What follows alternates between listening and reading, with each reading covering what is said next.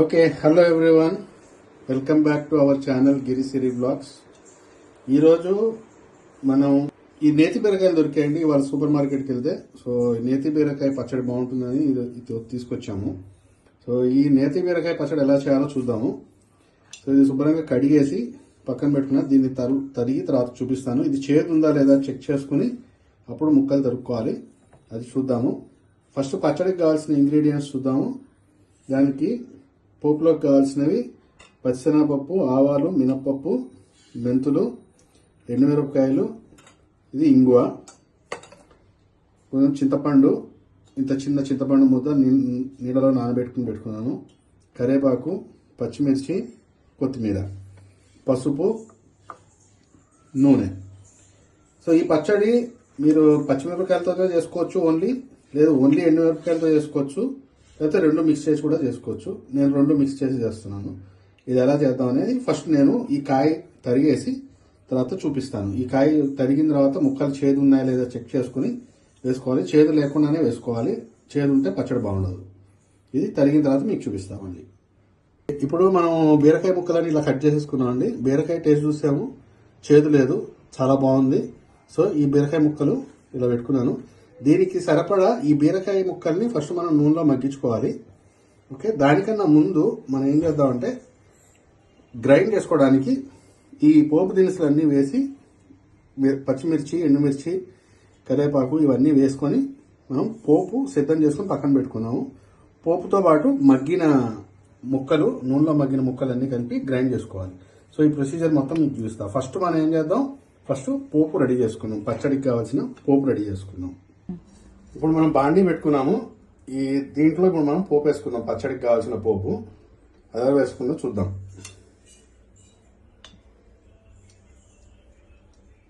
ఈ పోపుకి జస్ట్ నేను ఒక చిన్న టేబుల్ స్పూన్ నూనె వేసుకుంటున్నాను, ఎక్కువ వేసుకోవట్లేదు. ఎంత కావాలో చూసుకోవాలి. ఇప్పుడు మనం ముక్కలు తీసుకుంది ఒక్క నేతి బీరకాయ తీసుకున్నాం కాబట్టి దీనికి సరిపడా నేను పోపు వేసుకుంటున్నాను. ఒకవేళ బీరకాయ ముక్కలు ఎక్కువ ఉంటే దానికి కొద్దిగా ఎక్స్ట్రా వేసుకోవచ్చు పోపు. సో ఫస్ట్ నూనె వేడెక్కిన తర్వాత 1 స్పూన్ ఆవాలు, 1 స్పూన్ మినప్పప్పు, 1/2 స్పూన్ మెంతులు ఇవి వేసుకున్న తర్వాత సో కారానికి తగ్గట్టుగా మనం పచ్చిమిర్చి వేసుకోవాలి. ఓకే, మనం ఎండుమిర్చి, పచ్చిమిర్చి రెండు కలిపి మనం చేసుకుంటున్నాం కాబట్టి రెండు ఎంత కారం కావాలో చూసుకుని ఆ కారానికి తగ్గట్టుగా వేసుకోవాలి. దీంట్లో పొడి కారం అనేది ఉండదు. సో నేను ఈ పచ్చిమిర్చిని తుంపేసి వేసుకుంటున్నాను. తుంపకుండా వేసుకుంటే పేలుతాయి, అదే తుంపేసి వేసుకోవాలి. సో పచ్చిమిర్చి అని వేసుకున్నానండి. ఎండుమిర్చి ఒక 5-6 ఎండుమిర్చి వేసుకుంటున్నాను. ఇప్పుడు వీటిని ఈ పోపుని కాస్త వేగించేసుకున్నాము. వేయించుకున్న తర్వాత దీంతో పాటు ఈ పోపులో కరివేపాకు కూడా ఇది యాడ్ చేసుకున్నాం. మీకు వెల్లుల్లిపాయ దీంట్లో కావాలి అంటే మీరు యాడ్ చేసుకోవచ్చు, వద్దు అంటే మానేసుకోవచ్చు, అది మీ ఇష్టం. నేనైతే వెల్లుల్లిపాయ వేయట్లేదండి, మీరు కావాలంటే చేసుకోవచ్చు. ఇప్పుడు మనకు పోపు ఆల్మోస్ట్ వేగిపోయింది. ఇప్పుడు స్టవ్ కట్టేస్తున్నాను. పోపు చల్లారిన తర్వాత మనము గ్రైండ్ చేసుకోవాలి. కానీ ఈ లోపు మనం ఏం చేస్తామంటే ఈ ముక్కలు ఉన్నాయి కదా, ఈ బీరకాయ ముక్కల్ని మనం కొద్దిగా ఆయిల్ వేసుకుని 1 స్పూన్ ఆయిల్ వేసుకొని మగ్గించుకోవాలి. సో ఇప్పుడు మనం మన బీరకాయ ముక్కల్ని మగ్గించుకుందామండి. నేను ఒక స్పూన్ ఆయిల్ వేస్తున్నాను.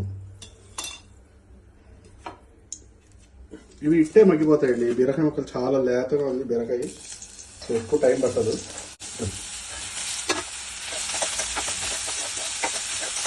ఓకే, ఇప్పుడు దీని మీద మనం మూత పెట్టుకున్నాం. మూత పెట్టుకొని ఒక 5 నిమిషాలు మగ్గిన తర్వాత మళ్ళీ ఒకసారి వచ్చి చూసుకున్నాం. ఇప్పుడు ఒక్కసారి చెక్ చేసుకున్నామండి. ఇది చాలా మగ్గిపోయింది, చాలా తొందరగా మగ్గిపోయింది. 2-3 నిమిషాల్లోనే మగ్గిపోయింది. ఇట్లా అంటే ముక్క చక్కగా ఇదైపోయింది. సో దీన్ని మనం చల్లారపరుచుకున్నాము. చల్లారపరుచుకున్న తర్వాత మిక్సీలో వేసేటప్పుడు నేను మళ్ళీ మీకు చూపిస్తాను. ఓకే, మనం ఇందాక వేయించుకున్న పోపు దీంట్లో వేసానండి మిక్సీ గిన్నెలో. ఇప్పుడు దీంట్లో మనం ఉడికించుకుని పెట్టుకున్న బీరకాయలు యాడ్ చేసుకుందాము. దీంట్లో పసుపు వేసాను, ఉప్పు వేసానండి. దాని తర్వాత మనం నానబెట్టి పెట్టుకున్నాం కదా చింతపండు గుజ్జు, ఈ చింతపండు తొక్కలు వేస్తున్నాను. కావాలంటే మనకి పులుపు తక్కువైంది అనుకుంటే మనం ఈ నీళ్ళు చింతపండు నీళ్ళు కలుపుకోవచ్చు. సో ఈ చింతపండు ఇది వేస్తున్నాను.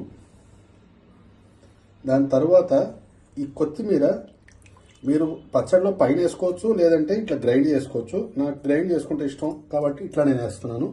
మీరు కావాలంటే పచ్చడంతా చేసిన తర్వాత పైన కట్ చేసి వేసుకోవచ్చు, అది మీ ఇష్టం. దీంట్లో ఇంకొక ఇంగ్రీడియంట్ ఏంటంటే పచ్చడి కొద్దిగా టేస్ట్ ఎన్హాన్సర్ కింద ఒక్క పించు షుగర్, ఒక పావు స్పూన్ షుగరు నేను యాడ్ చేస్తున్నాను. ఇదేంటంటే కొద్దిగా టేస్ట్ ఎన్హాన్స్ చేస్తుంది. వేసామా లేదా అనే పేరుకి వేసుకుంటాము, దానివల్ల పచ్చడి టేస్ట్ బాగా వస్తుంది. ఇప్పుడు వీటిలన్నింటినీ కలిపి నేను గ్రైండ్ చేసి మళ్ళీ మీకు చూపిస్తాను. ఇప్పుడు చూసుకున్నామండి, ఇది చక్కగా గ్రైండ్ అయిపోయింది. అంటే నేను కంప్లీట్గా పేస్ట్ లాగా చేయలేదు, కొద్దిగా వెనక్కి పల్స్ తిప్పినట్టు తిప్పాను. తిప్పి ఇట్లా పెట్టుకున్నాను పచ్చడిని. ఇలా ఉంటేనే కలుపుకోవడానికి బాగుంటుంది. ఇప్పుడు ఇది ఉప్పు సరిపోయిందో లేదో చెక్ చేసుకోండి, లేకపోతే కొద్దిగా ఉప్పు యాడ్ చేసుకోండి. దీంట్లో మనం లాస్ట్గా కొంచెం పోపు పెట్టుకుంటాము. పోపు కొంతమంది పెట్టుకుంటారు, కొంతమంది పెట్టుకోరు, అది మన ఇష్టమే. ఇప్పుడు మనం పచ్చళ్ళలో పోపులోకి ఒక గరిటె నూనె వేసుకున్నామండి. నూనె వేసుకొని దీంట్లోకి ఆవాలు, మినప్పప్పు, కొద్దిగా జీలకర్ర వేసుకొని ఎండుమిరపకాయలు, కరివేపాకు వేసుకోవాలి. ఎండుమిర్చి, కరివేపాకు. మనం పసుపు ఆల్రెడీ పచ్చళ్ళు వేసి గ్రైండ్ చేసుకున్నాం కాబట్టి ఇక్కడ పసుపు పక్కర్లేదు. ఇక్కడ మనం ఇంగు వేసుకోవాలి. సో ఇంగువ దీనికి బాగా రుచి వస్తుందండి, టేస్ట్. ఇంగువ మాత్రం మస్ట్. సో మీరు ఇంగువ కొద్దిగా వేసుకోవాలి.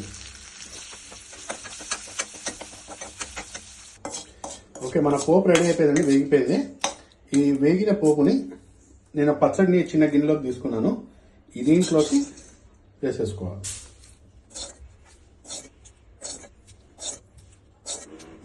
అంతేనండి, ఇది ఇట్లా కలిపేసుకుని ఇంకా వేడి వేడి అన్నంలో నెయ్యి వేసుకుని ఈ పచ్చడి కలుపుకుని తింటే ఎక్సలెంట్గా ఉంటుంది. నేతి బీరకాయ పచ్చడి. ఇది ఈరోజు చేయడానికి కారణం, మేము సూపర్ మార్కెట్లో మాకు నేతి బీరకాయ దొరకడం ఒక విశేషం. అందులోనూ మా ఇంటికి మా మేనకోడలు వచ్చింది. తనకి బండ పచ్చళ్ళన్నా రోటి పచ్చళ్ళన్నా చాలా ఇష్టం కాబట్టి అన్ని రకాలు తను ఇంట్రెస్ట్గా తింటుంది కాబట్టి ఈరోజు ఈ పచ్చడి చేయడం అయింది. సో ఇది మీరు కూడా చేసుకోండి, చూడండి, టేస్ట్ చాలా బాగుంటుంది. వెల్లుల్లిపాయలు తినాలనుకునే వాళ్ళు వెల్లుల్లిపాయ కూడా వేసుకుంటే కూడా ఇంకా బాగుంటుంది. సో నేను వెల్లుల్లిపాయ వేయలేదు, మీరు వేసుకోవచ్చు. మీరు చక్కగా చేసి తిని చూసి మీకు ఎలా ఉందో కమెంట్స్లో చెప్పండి. Thank you.